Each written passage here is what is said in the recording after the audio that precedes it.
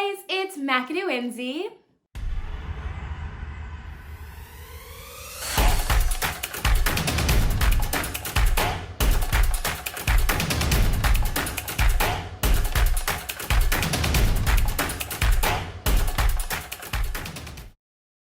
Welcome back to my channel, and if you're new here, welcome. Today's video is going to be different from pretty much any video I've filmed in the past, and I'm really nervous about filming it. But as you can see from the title, today's video is about my experience as being Black and being an equestrian and racism in the equestrian community and all of those touchy topics that have definitely been coming to light more with the death of Breonna Taylor and the shootings and George Floyd and just the state that the world is in. And I just really have felt really pulled to get this off my chest, get this video out there and really explain how, there is racism in the equestrian community and how there are things that definitely still need to be addressed.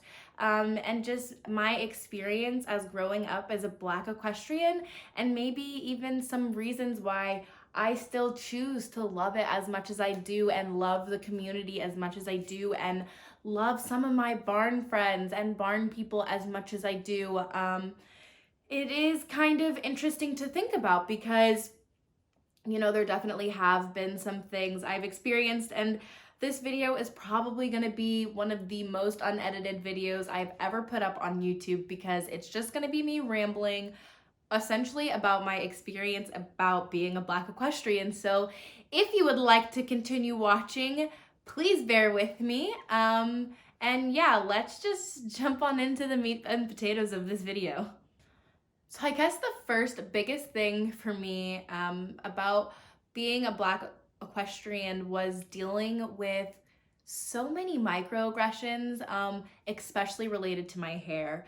My hair was such a big thing growing up as a Black equestrian, and in the hunters, you have to wear your hair in a hairnet, and I grew up going to show barns my entire life, and so it was pretty much, if your hair was not in a hairnet in your helmet, people were gonna look at you funny anyways and say something and tell you to put your hair in the hairnet. So as you guys probably know, that compromises the fit of your head, it changes the fit of your helmet. And when you have natural hair like I do, you can't put natural hair all the time into a helmet. It doesn't always fit and it changes so much. And I couldn't necessarily afford to have multiple different helmets. So I would ride with my hair outside of my helmet, or I would always try to straighten my hair. I had got a perm, which was fun, which wasn't necessarily because of riding, but it definitely helped put my hair in my helmet and definitely changed the fit of my helmet completely. Like if it was wash day, I pretty much didn't want to go to the barn. I didn't want to ride. I didn't want to go to the barn unless my hair was straight. Even if it was like straight in a sloppy bun, that was like fine, but like I did not want to go to the barn in my natural hair like at all.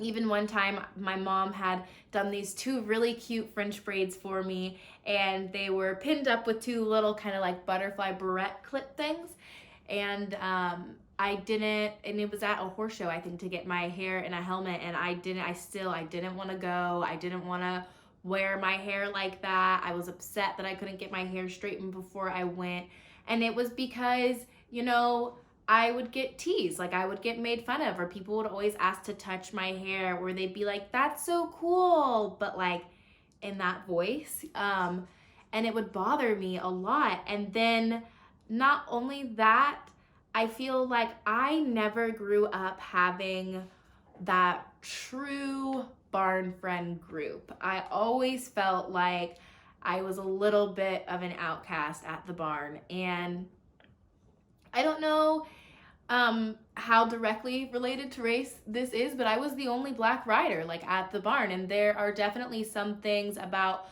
just being Black in general. It's hard to be somewhere where you don't see anybody else that looks like you, especially growing up. It's just hard. And I never had that group of barn friends, and the people from the barn, they would always hang out and they would have sleepovers without me outside of the barn, or they would go on like trail rides or group rides together without me. And that like really made me upset because I never felt like I truly fit in. I truly had a friend group, but I would just always stay in it for the horses. I have so much love for the horses. And I'm sure, you know, if you are a Black equestrian and you are struggling to find your place in the world, and maybe you were like me and you don't fit in at the barn, you don't have a barn group, you know, just remember what you're really in there for.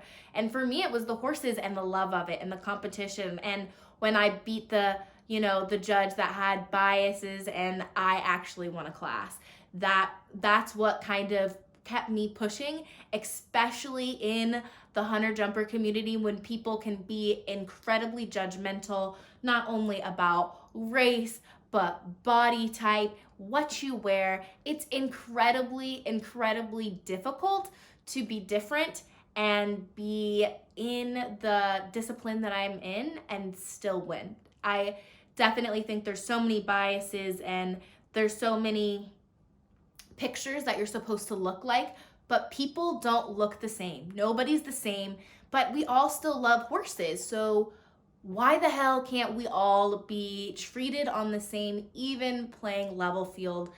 I will never understand that, but I do know that it's the drive and it's the love of horses that keeps me going. And now I've realized that there's other young Black girls that are just like me out there and who maybe don't want to wear their natural hair, or maybe they don't fit in and they don't see anybody Black at the barn, and I want to be that person for them. Like, I want to be the girl that's not afraid to wear her natural hair, because who cares now? Like, I have a helmet that fits it when my hair is in a ponytail, so who cares?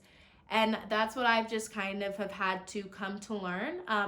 And it's sad that I do still get weird looks and I do still feel uncomfortable sometimes in this sport as being a Black equestrian. And I hope that will change soon. And I hope that I will start to see some more representation of the Black community in the equestrian industry, and just, you know, in the sport in general. I really hope that I can be an inspiration to somebody, and if not, I'm hoping my story at least spreads a little bit of light on the racism that truly is in the equestrian community, and at least opens somebody's eyes to what's really going on, and hopefully you can be an ally to us as well. Thank you guys so much for watching this video. I know it was a little bit of a heavier topic and maybe a little bit rambly, but thank you so much for sticking along. If you haven't already, please go ahead and click that subscribe button and turn on that little notification bell so you get a notification every time I post a new video. And I have a bunch of new exciting content coming out for you guys that I cannot wait for you all to see. So please stay tuned and follow me out on my Instagram for the latest updates, which is at MackenzieK_equestrian. And I can't wait to chat with some of you guys over on there. See you in my next video. Bye!